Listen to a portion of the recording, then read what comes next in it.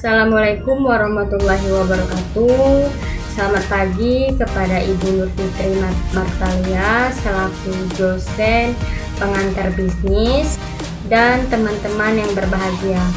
Pertama-tama marilah kita panjatkan puji dan syukur atas kehadirat Allah Subhanahu wa taala yang mana pada hari ini kita masih diberikan kesehatan, keselamatan kepada kita semua. Sebelum itu, perkenalkan, nama saya Husnul Khotimah selaku moderator kelompok 9 pada hari ini dan teman saya yang bernama Elia Yuliani. Konsep yang akan kita bahas hari ini yaitu mengenai manajemen pembelanjaan. Baiklah, kita simak penjelasan dari teman kita, Saudari Elia Yuliani. Dipersilakan. Assalamualaikum warahmatullahi wabarakatuh. Saya Elia Yuliani. Baiklah, di sini saya akan membacakan materi dari kelompok saya, yaitu manajemen pembelanjaan. Manajemen pembelanjaan. Bambang Rianto 1984 memberikan pengertian sebagai berikut. Pembelanjaan dalam pengertian luas yaitu meliputi semua aktivitas perusahaan yang bersangkutan dengan usaha mendapatkan dana yang dibutuhkan oleh perusahaan beserta usaha untuk menggunakan data tersebut seefisien mungkin. Selanjutnya ada uang. Orang-orang primitif zaman dulu menukarkan barang dengan barang yang dinamakan sistem barter. Barter ialah suatu sistem pertukaran di mana barang atau jasa ditukarkan dengan barang atau jasa lainnya. Masalah barter tidak akan timbul seandainya pada setiap barter ditemukan barang dan kebutuhan yang sama dan dapat dipertukarkan. Uang didefinisikan oleh William H. Cunningham. Uang ialah suatu yang diterima umum sebagai pembayaran barang dan jasa yang merupakan darah kehidupan ekonomi. Berikut ini adalah fungsi-fungsi uang. Yang pertama sebagai alat tukar, yang kedua sebagai alat pengukur nilai, dan yang ketiga adalah sebagai alat penyimpan bernilai. Maksudnya adalah orang memperoleh uang tetapi uang itu tidak segera dibelanjakan, akan tetapi disimpan dulu dan dibelanjakan. Selanjutnya adalah pembelanjaan aktif dan pembelanjaan pasif. Pembelanjaan pasif adalah suatu usaha dari perusahaan untuk mendapatkan dana guna membelanjai usahanya.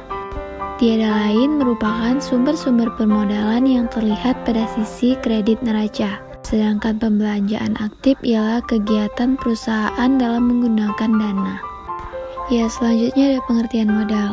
Dalam bahasa Inggris, modal disebut dengan kapital, yaitu suatu komoditi yang diproduksi oleh alam atau manusia untuk membantu menghasilkan barang lain yang dibutuhkan oleh manusia guna memperoleh keuntungan. Intinya, modal merupakan aset utama perusahaan untuk menjalankan usaha yang biasanya berupa dana atau uang. Kemudian ada sumber-sumber permodalan. Sumber permodalan usaha umumnya dua sumber, yaitu permodalan dari dalam perusahaan internal dan permodalan dari luar perusahaan eksternal. Modal adalah hal utama yang dibutuhkan dalam usaha. Modal dapat berupa barang dan uang. Tanpa modal, usaha tidak dapat menjalankan aktivitasnya. Selanjutnya ada pasar uang.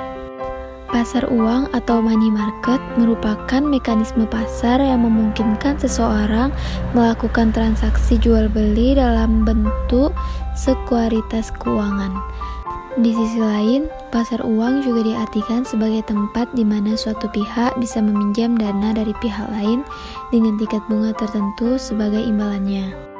Adapun jangka waktu meminjam di pasar uang cenderung pendek, mulai dari 1 hari hingga maksimal 1 tahun. Lebih dari setahun maka akan digolongkan sebagai pasar hutang. Selanjutnya ada pasar modal. Dengan memilih berinvestasi menggunakan capital market atau pasar modal ini, tidak hanya memberi peluang kepada masyarakat untuk mendapatkan keuntungan, namun juga berperan aktif dalam meningkatkan kondisi perekonomian dalam negeri. Pasar modal merupakan kegiatan yang berhubungan dengan penawaran umum dan perdagangan efek, perusahaan publik yang berkaitan dengan efek yang diterbitkannya, serta lembaga dan profesi yang berkaitan dengan efek. Dan yang terakhir ada kredit. Secara ringkas, kredit merupakan fasilitas keuangan yang memungkinkan seseorang atau badan usaha meminjam uang untuk membeli produk dan membayarnya kembali dalam jangka waktu yang ditentukan dengan dikenakannya bunga. Mungkin hanya itu yang dapat saya sampaikan. Saya kembalikan ke moderator. Nah, itu saja penjelasan dari kelompok 9. Untuk lebih jelasnya, kalian juga bisa lihat makalah yang sudah kami share di grup. Dan mohon maaf atas segala kesalahan dan kesilapan dari kelompok kami. Saya akhiri. Wassalamualaikum warahmatullahi wabarakatuh.